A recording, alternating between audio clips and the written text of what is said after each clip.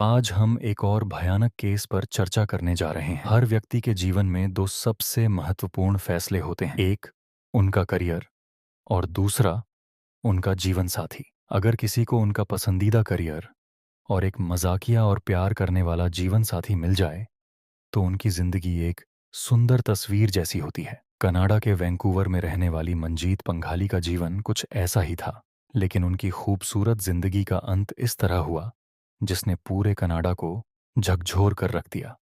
18 अक्टूबर 2006 की तारीख थी जब मंजीत पंघाली की गुमशुदगी की खबर सामने आई और सिर्फ 5 दिन बाद 23 अक्टूबर को एक जली हुई लाश समुद्र तट पर पाई गई। इस खोज के बाद पुलिस तुरंत मौके पर पहुंची। फिर उन्होंने मंजीत के ससुराल वालों को इसके बारे में जानकारी दी। यह खबर जल्द ही वैंकूवर शहर में फैल गई कि समुद्र तट पर एक महिला की अधजली लाश मिली है। मंजीत के परिवार को यकीन नहीं हो रहा था कि कोई उनके साथ ऐसा कैसे कर सकता है, क्योंकि मंजीत उन लोगों में से थीं जो हर किसी से हमेशा मुस्कुराकर बात करती थीं। लेकिन महीनों की जांच के बाद जब मंजीत के असली कातिल का पता चला तो उनके परिवार को गहरा झटका लगा। लेकिन आखिरकार यह समझने के लिए कि मंजीत कैसे गायब हुईं, किसने उनकी हत्या की और क्यों, हमें मंजीत की पृष्ठभूमि के बारे में थोड़ा जानना होगा। मंजीत वैंकूवर, ब्रिटिश कोलंबिया में अपने पति मुख्तियार पंघाली और 3 साल की बेटी माया के साथ रहती थीं। मंजीत का परिवार बेहतर जीवन की तलाश में कनाडा आया था और वैंकूवर में बस गया। उन्होंने अपने परिवार और बच्चों को हर संभव खुशी देने के लिए कड़ी मेहनत की। मंजीत का बचपन बेहद खुशहाल रहा। हर लड़की की तरह उनके भी कुछ सपने थे। उन्होंने पहले ही तय कर लिया था कि वह एक शिक्षिका, टीचर बनना चाहती हैं। मंजीत ने शिक्षक बनने के लिए विश्वविद्यालय में अपनी पढ़ाई की। यहीं उनकी मुलाकात मुख्तियार से हुई। मुख्तियार का परिवार भी भारत से था और वह कनाडा आए थे ताकि भारतीय इतिहास में अपना करियर बना सकें।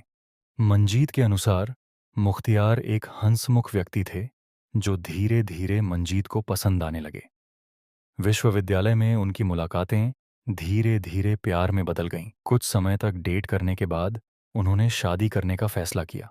जब दोनों परिवारों को पता चला कि वे शादी करना चाहते हैं तो वे काफी खुश हुए। मंजीत के परिवार को विश्वास था कि मुख्तियार एक अच्छे और जिम्मेदार व्यक्ति हैं जो उनकी बेटी को हमेशा खुश रखेंगे।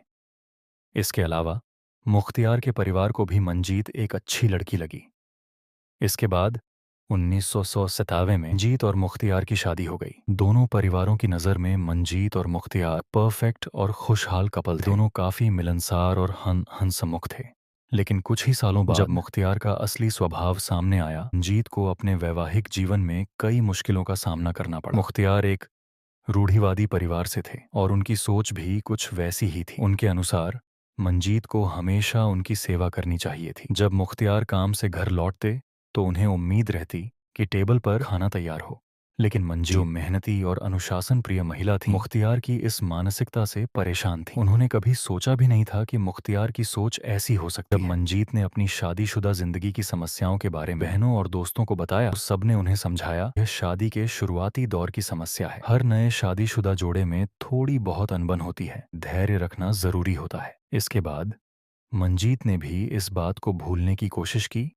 जैसे मंजीत ने अपनी बाकी जिंदगी के लिए योजनाएं बनाई थीं, उसी तरह उन्होंने अपनी प्रेगनेंसी की भी योजना बनाई थी। अब वह मां बनना चाहती थीं। नतीजतन शादी के 6 साल बाद उनका यह सपना भी पूरा हुआ। 2003 में मंजीत ने एक बेटी को जन्म दिया जिसका नाम उन्होंने माया रखा। मंजीत बहुत खुश थीं और मुख्तियार भी काफी खुश थे। अब मुख्तियार अपना ज्यादातर समय माया के साथ बिताने लगे। मुख्तियार अपनी बेटी से बहुत प्यार करते थे। इसी वजह से सबको लगने लगा कि शायद मंजीत की शादीशुदा जिंदगी में जो परेशानियां थीं वो सब खत्म हो चुकी हैं। लेकिन हकीकत इससे अलग थी। माया के जन्म के बाद मुख्तियार ने और ज्यादा शराब पीना शुरू कर दिया। जब भी वह शराब पीते तो देर रात तक घर से बाहर रहते। जब वह घर लौटते तो उन्हें उम्मीद रहती कि उनकी पत्नी ने खाना बना रखा होगा और उनका इंतजार कर रही होगी। लेकिन मंजीत, जो प्रेगनेंसी के बाद देखभाल और सहारे की जरूरत महसूस कर रही थीं, अपने पति के इस व्यवहार से बहुत टूट चुकी थी। इसी वजह से मंजीत डिप्रेशन में चली गई और जो सपने उन्होंने अपने भविष्य के लिए देखे थे वो सब उनकी आंखों के सामने बिखर रहे थे। अब उन्हें समझ आ गया था कि उन्होंने मुख्तियार को समझने में कितनी बड़ी गलती कर दी थी। इस समय के दौरान मंजीत ने कोई बड़ा कदम नहीं उठाया। उन्होंने मुख्तियार के साथ ही घर में 3 साल तक रहना जारी रखा। लेकिन 2006 में मंजीत ने अपने दूसरे बच्चे की योजना बनाई ताकि घर में फिर से खुशियां आ सकें। हालांकि रोज रोज की बहसों के कारण वह महसूस करने लगीं कि अब यह मुमकिन नहीं है। लेकिन फिर कुछ समय बाद मंजीत दोबारा गर्भवती हो गईं और यह खबर सुनकर मुख्तियार बहुत खुश हुए। अचानक से मुख्तियार का व्यवहार काफी बदल गया। उन्होंने मंजीत से पहले की तरह प्यार और देखभाल करना शुरू कर दिया। मंजीत बहुत खुश थीं। उन्हें लगा कि उनका खोया हुआ प्यार वापस मिल गया है। लेकिन उन्हें यह नहीं पता था कि यह खुशी बहुत अल्पकालिक थी। 18 अक्टूबर 2006 को मंजीत अपनी प्रीनेटल योगा क्लास के लिए निकली थी। लेकिन काफी समय बीत गया और मंजीत घर वापस नहीं आई। अगले दिन मुक्तिया ने मंजीत के घर वालों को फोन करके बताया कि मंजीत कल शाम से घर नहीं आई है। यह सुनकर मंजीत के घर वाले थोड़े चिंतित हो गए। फिर उन्होंने मंजीत की बहन जैस्मिन को फोन करके पूरी बात बताई। फिर मंजीत की बहन ने भी मंजीत के सभी दोस्तों को फोन किया, लेकिन मंजीत किसी दोस्त के घर नहीं गई थी। दरअसल जब भी मुक्तिया और मंजीत के बीच कोई झगड़ा होता था तो मंजीत अक्सर अपनी बेटी के साथ बिना किसी को बताए निकल जाती थी। कभी किसी होटल में या किसी दोस्त के घर चली जाती थी। सबको लगता था कि इस बार भी ऐसा ही हुआ है और मंजीत कुछ ही देर में घर वापस आ जाएगी।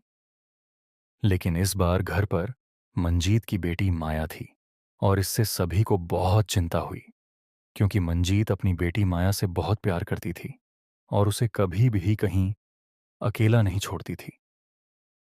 अब मंजीत को गायब हुए पूरा एक दिन हो चुका था, इसलिए सभी को शक होने लगा था कि उसके साथ कुछ अनहोनी हो गई है। इसीलिए उसके पति मुक्ति ने 19 अक्टूबर की रात को ही पास के एक थाने में गुमशुदगी की रिपोर्ट दर्ज करवा दी।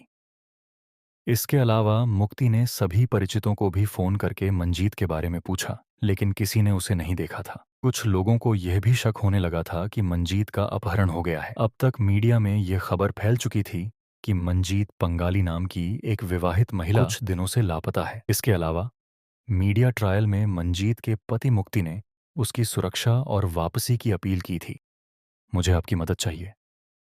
दूसरी ओर पुलिस जांच के दौरान घर के सभी सदस्यों के फोन कॉल्स को ट्रेस किया गया, लेकिन यहां भी पुलिस को कोई खास जानकारी नहीं मिली। अब तारीख 23 अक्टूबर 2006 हो चुकी थी और मंजीत 5 दिनों से लापता थी। लेकिन मंजीत के पति और परिवार के लोग तब चिंतित हो गए जब पुलिस ने उन्हें बताया कि साउथ डेल्टा नामक जगह के किनारे एक जली हुई लाश मिली है और उन्हें आकर उसकी पहचान करने को कहा गया।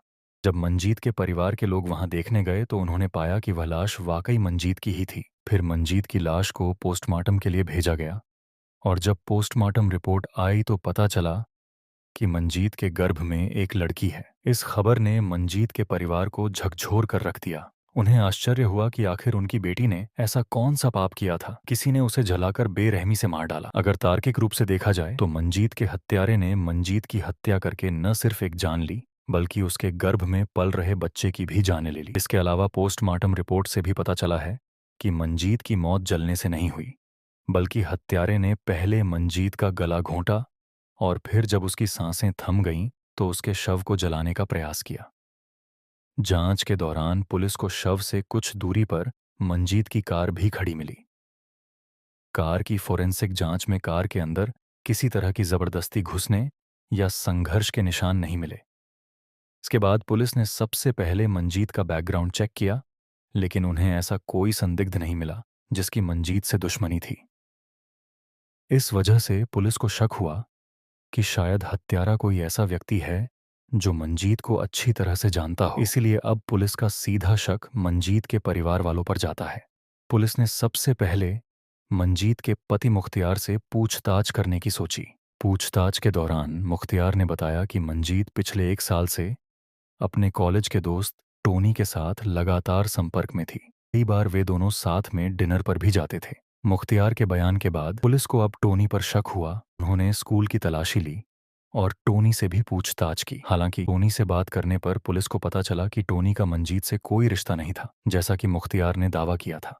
टोनी और मंजीत सिर्फ अच्छे दोस्त थे और इस बात की पुष्टि तब हुई जब टोनी लाई डिटेक्टर टेस्ट में सभी सवालों के सही जवाब दिए।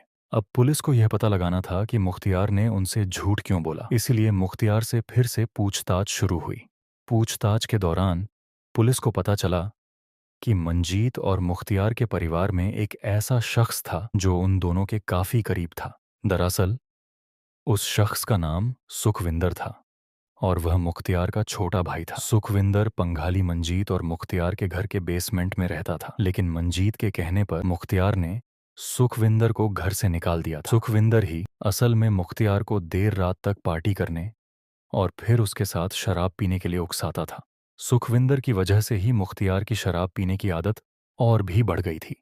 मंजीत ने देखा कि सुखविंदर का प्रभाव उसकी जिंदगी को भी बर्बाद कर रहा है, इसीलिए उसने अपने पति मुख्तियार को एक विकल्प दिया, या तो वह उसके घर में रहे या सुखविंदर। अब मुख्तियार को अपने भाई और अपनी पत्नी में से किसी एक को चुनना था और उसने सुखविंदर को घर से निकालकर मंजीत के साथ रहने का फैसला किया।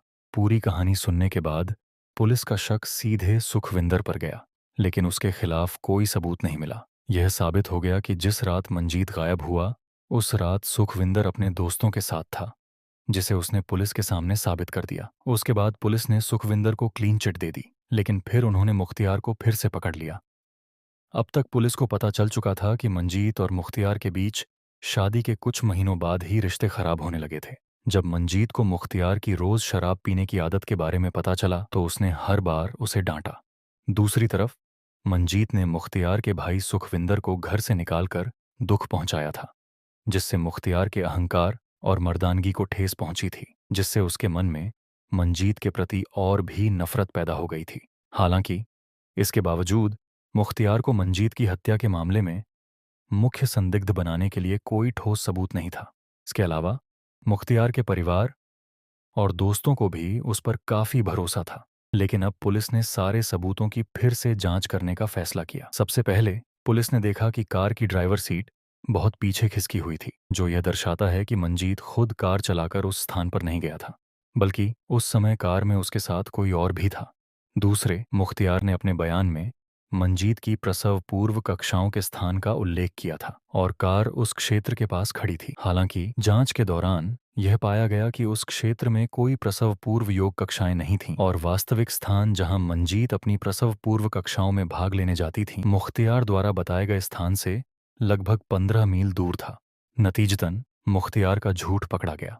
सरल शब्दों में मुख्तियार ने पुलिस को बताया कि मंजीत की प्रसव पूर्व योग कक्षा का स्थान वह था जहां उसका शव मिला था, लेकिन वास्तव में मंजीत की प्रसव पूर्व कक्षाएं उस स्थान से बहुत दूर थीं। इसके बाद पुलिस ने मुख्तियार के फोन की लोकेशन और कॉल रिकॉर्ड को ट्रैक किया और यहां पुलिस को पता चला कि मुख्तियार के पास मंजीत का सेल फोन था, जिसमें उसने अपना पाप डाल रखा था और उसका इस्तेमाल कर रहा था। से पुलिस को पता चला कि 18 अक्टूबर की शाम को मंजीत मुख्तियार के घर आया था, इसलिए मंजीत का सेल फोन मुख्तियार के पास था। अब तक मुख्तियार द्वारा दिए गए सभी बयान झूठे साबित हो रहे थे और फिर पुलिस के हाथ पुख्ता सबूत लग गए। पुलिस ने मुख्तियार के घर के पास एक पेट्रोल पंप से सीसीटीवी फुटेज हासिल की, जिसमें मुख्तियार उस पेट्रोल पंप से एक पुराना अखबार और लाइटर खरीदता हुआ दिखाई दे रहा था। हालांकि मुख्तियार शराब पीता था, लेकिन वह सिगरेट नहीं पीता था, तो वह लाइटर और पुराना अखबार क्यों खरीदेगा? मुख्तियार पुलिस की नज़र में प्रमुख संदिग्ध बन गया, इसलिए पुलिस ने तुरंत कार्रवाई की। करीब 6 महीने बाद 12 मार्च 2006 को मुख्तियार को उसकी पत्नी मंजीत की हत्या के मामले में गिरफ्तार कर लिया गया। पुलिस ने मुख्तियार से कड़ी पूछताछ की। पहले तो उसने खुद को निर्दोष बताते हुए मंजीत की हत्या के दावे को पूरी तरह से नकार दिया, लेकिन फिर कुछ समय बाद उसकी हिम्मत टूट गई और उसने अपना जुर्म कबूल कर लिया। अब अपराधी पकड़ा गया था, लेकिन जब मुख्तियार ने बताया कि उसने 18 अक्टूबर को अपनी गर्भवती पत्नी की बेरहमी से हत्या क्यों की, तो पुलिस के होश उड़ गए। मुख्तियार ने बताया कि मंजीत की योगा क्लास के बाद वह उसे घर ले गया, जहां दोनों के बीच बहस हुई और यह बहस इतनी बढ़ गई कि गुस्से में मुख्तियार ने मंजीत की गला दबाकर हत्या कर दी। फिर वह उसके शव को साउथ डेल्टा के एक सुनसान समुद्र तटीय स्थान पर ले गया और उसे जला दिया ताकि पुलिस को कोई सबूत न मिले। इसके अलावा मुख्तियार ने मंजीत को मारने की इच्छा के पीछे का कारण भी बताया। मुख्तियार ने मंजीत के प्रति घृणा विकसित कर ली थी। मुख्तियार के मन में मंजीत के प्रति तीव्र नापसंदगी और नकारात्मकता भर गई थी, जो मंजीत की मौत का कारण बनी। यह सुनकर मंजीत और मुख्तियार दोनों के परिवार और दोस्त बहुत हैरान हुए। इसके बाद नवंबर 2010 में मुख्तियार को मंजीत हत्या मामले में दोषी पाया गया और उस पर दूसरी डिग्री की हत्या का भी आरोप लगाया गया। यह एक ऐसी हत्या थी जिसने पूरे प्रांत को झकझोर कर रख दिया था। सरे के पूर्व शिक्षक मुख्तियार पोंगाली ने अपनी गर्भवती पत्नी का गला घोंट दिया और उसके शव को जला दिया। मुख्तियार की गिरफ्तारी के तुरंत बाद मंजीत और मुख्तियार दोनों के परिवारों ने मुख्तियार की 3 वर्षीय बेटी माया की पूरी कस्टडी के लिए अदालत में केस लड़ा। हालांकि अंत में माया की पूरी कस्टडी मंजीत की बहन जैस्मीन बंता को दे दी गई। फिर फरवरी 2011 में मुख्तियार को आजीवन कारावास की सजा सुनाई गई। मंजीत हत्याकांड के फैसले के तुरंत बाद दिसंबर 2010 में कनाडा पुलिस ने मंजीत की डायरी और पत्रों का सार्वजनिक रूप से खुलासा किया। इसके बाद कई मीडिया हाउस ने इन पत्रों की गहन जांच की, जिसमें पता चला कि मंजीत चिकित्सकीय रूप से अवसादग्रस्त थी। हालांकि वह अपनी शादीशुदा जिंदगी को बचाने के लिए काफी प्रयास कर रही थी। मीडिया हाउस से चर्चा के दौरान मंजीत के परिवार के एक सदस्य ने खुलासा किया कि वह अपनी पहली गर्भावस्था से ही अवसाद से जूझ रही थी। मुख्तियार ने न केवल मंजीत को मारा, बल्कि 2 लोगों की जान भी ले ली। वह गर्भवती होने से बहुत खुश थी। यह कुछ ऐसा था जो वह लंबे समय से चाहती थी। मंजीत पंगाली हत्याकांड यहीं समाप्त हो जाता है। अगर आप हमारे प्रयासों की सराहना करते हैं तो इस वीडियो को लाइक और शेयर करें। अगर आपने अभी तक सब्सक्राइब नहीं किया है तो अभी करें। धन्यवाद।